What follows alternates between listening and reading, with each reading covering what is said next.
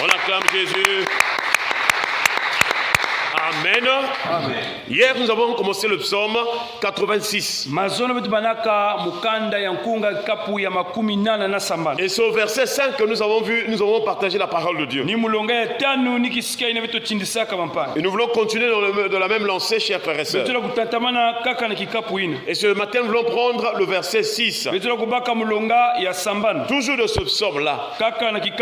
Et nous avons vu, chers frères et sœurs, comment est-ce que le psalmiste, il a reconnu que Dieu est bon. Il a reconnu que Dieu est son Seigneur. Il a reconnu que Dieu pardonne. Et il a encore rappelé que Dieu est plein d'amour. Est-ce qu'on peut acclamer le Seigneur? Mais il précise que Dieu est plein d'amour pour tous ceux qui l'invoquent. Invoquer Dieu, c'est appeler Dieu au secours. C'est compter en l'Éternel seul. C'est réaliser que c'est Dieu qui intervient. Nous prions ce matin que Dieu nous secoue. Quels que soient les moments que tu traverses, quel que soit le temps que tu traverses, que Dieu te secoue ce matin. Que la main du Seigneur te soutienne. Que la main de Dieu te secoue. Que la main de Dieu te délivre. Si tu étais dans une fosse, si tu étais dans un ravin, que la main de l'Éternel te retire de là. Car l'Éternel est le secours qui ne manque point au temps de la détresse. Est-ce qu'on peut acclamer le Seigneur? Le psalmiste continue à parler, à prier. Au verset 6 du psaume 86, il dit: Éternel, prête l'oreille à ma prière. Sois attentif à la voix de mes supplications.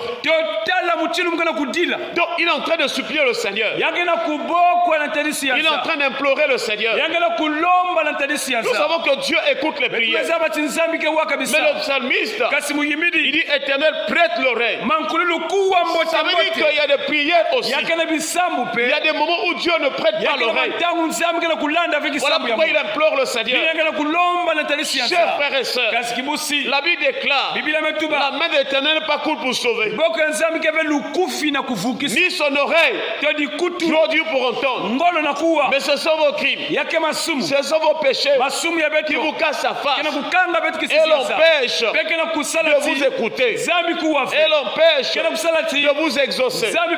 Donc, chers frères et sœurs, lorsque le psalmiste est en train de prier, c'est une manière d'ouvrir son cœur, de soumettre son cœur à la volonté de Dieu, de reconnaître que c'est par la miséricorde que Dieu nous accueille dans sa présence. Et il dit: Seigneur, Éternel, prête l'oreille à ma prière. Toi aussi tu peux le dire: Seigneur, écoute ma prière. Prête l'oreille à ma prière. Chers frères et sœurs, les oreilles de Dieu, l'oreille de l'Éternel n'écoute pas n'importe quoi.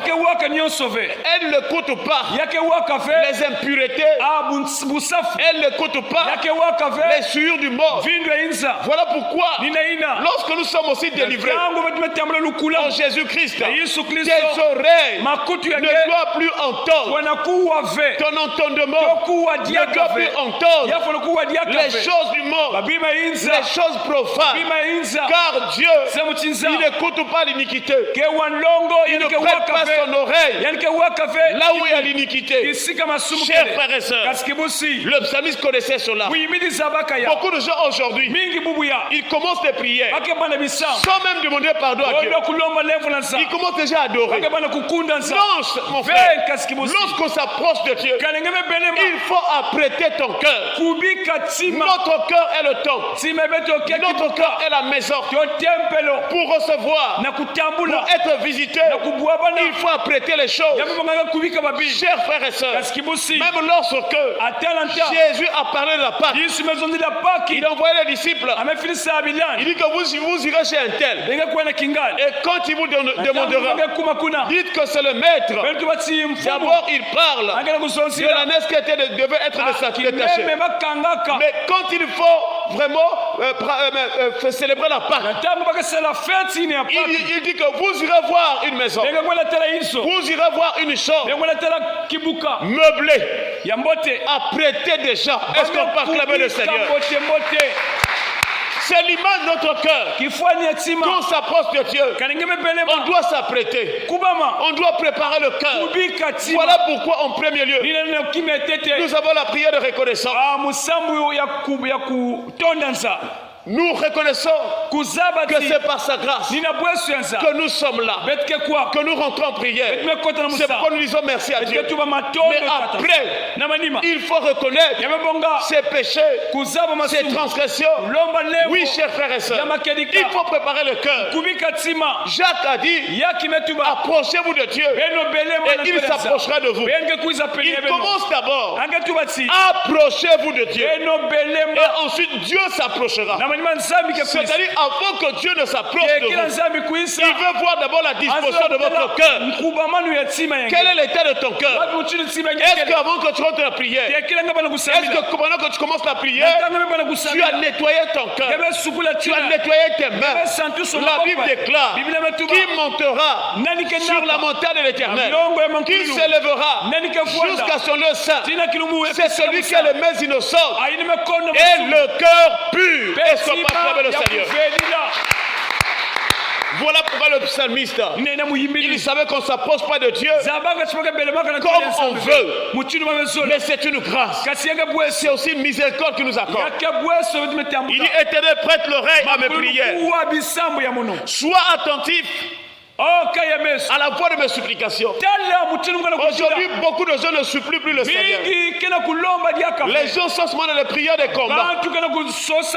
Matin, midi, soir, on chasse les démons. Mais Dieu veut nous voir aussi le supplier, parce qu'il veut vraiment cette prière de supplication, que nous sommes reconnaître, que nous sommes sollicités la miséricorde de Dieu.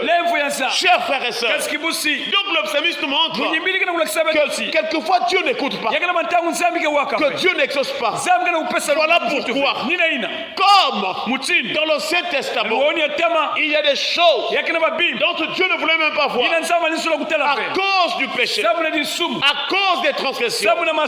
Et c'est comme ça que Jésus va venir. Il a dit au Père, tu n'as voulu ni sacrifice ni holocauste, et tu m'as formé un corps.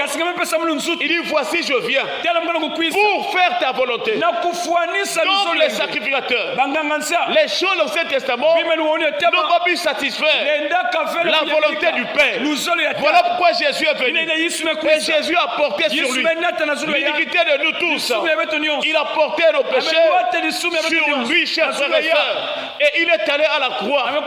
Il a détruit la puissance du péché. Chers frères et sœurs, Jésus était mort pour briser la puissance de la mort, briser la puissance de la loi du péché. Et le troisième jour, il est ressuscité. Il est ressuscité. Il est ressuscité dans une nouvelle vie, dans une vie de gloire. Et c'est alors quiconque croit en Jésus-Christ comme son Seigneur, comme son Sauveur, cette personne, d'une part, meurt en Christ. Elle meurt dans le baptême. Elle est ensevelie dans le baptême, afin que, chers frères et sœurs, qu'elle marche en nouveauté de vie. Et c'est grâce à cette vie nouvelle que Jésus nous a donné.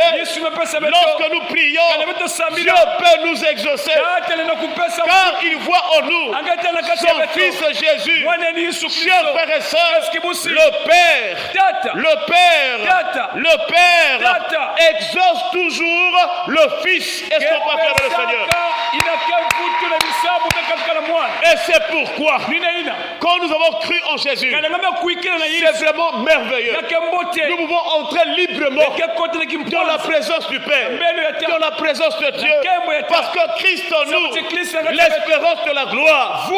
Jésus dans notre vie nous a apporté la gloire, manifeste la gloire de Dieu. C'est pourquoi en Jésus, tu dois avoir des soucis. Tes prières sont exaucées à cause de Jésus.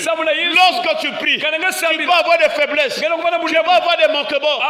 Chers frères et sœurs, la Bible déclare, nous avons un avocat au Père du Père. Est-ce qu'on peut acclamer le Seigneur? Et c'est pourquoi Jésus, il est en train de dire, surtout dans Jean chapitre 14, il a expliqué sur sa relation avec le Père. Il a d'abord parlé qu'il est le chemin, la vérité et la vie. Il dit, nul ne peut venir à moi si le Père l'attire. Il dit, je m'en vais vers le Père. Et si vous me connaissez, vous connaîtrez le Père. Si vous me connaissez, vous connaîtrez aussi le Père. Et Philippe lui dit, Seigneur, montre-nous le Père. Et cela nous suffit. Jésus répondit à Philippe, il y a si longtemps que je suis avec vous, et tu ne m'as pas connu, Philippe.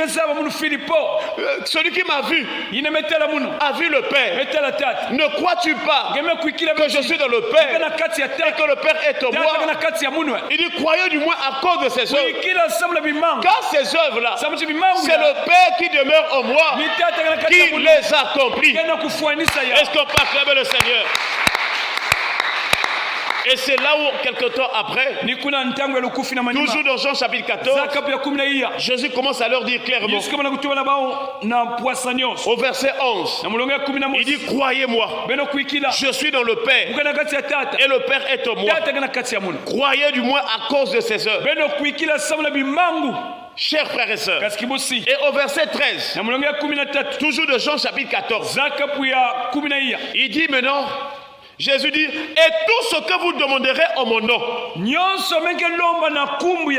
le ferai, afin que le Père soit glorifié dans le Fils. Lorsque tu demandes quelque chose par le nom de Jésus, c'est Jésus qui intervient. Lui étant le médiateur, il est entre les hommes et le Père. C'est lui qui recueille, c'est lui qui prend en main nos situations, nos charges, nos problèmes, et il plaide notre cause auprès du Père. Il dit devant le Père, celui-ci aussi, j'étais mort pour lui à la croix.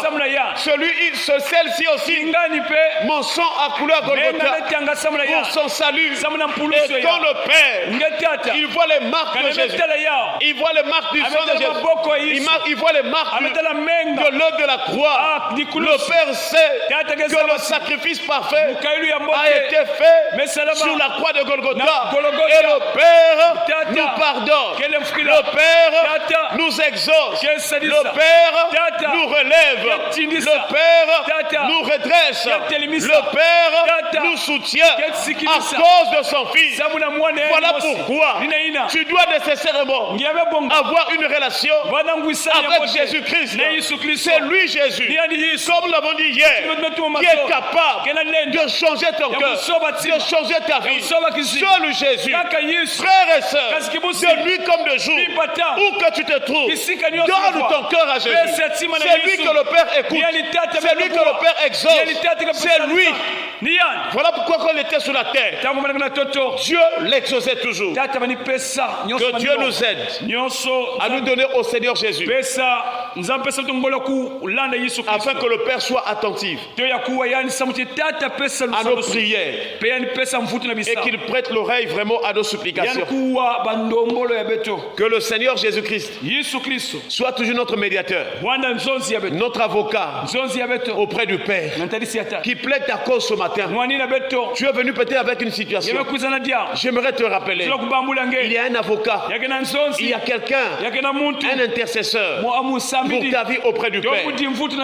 Et tu dois en être assuré. Si tu as donné ta vie à Jésus, tes prières seront exaucées. Est-ce qu'on peut acclamer le Seigneur? Mais ce n'était dans la prière.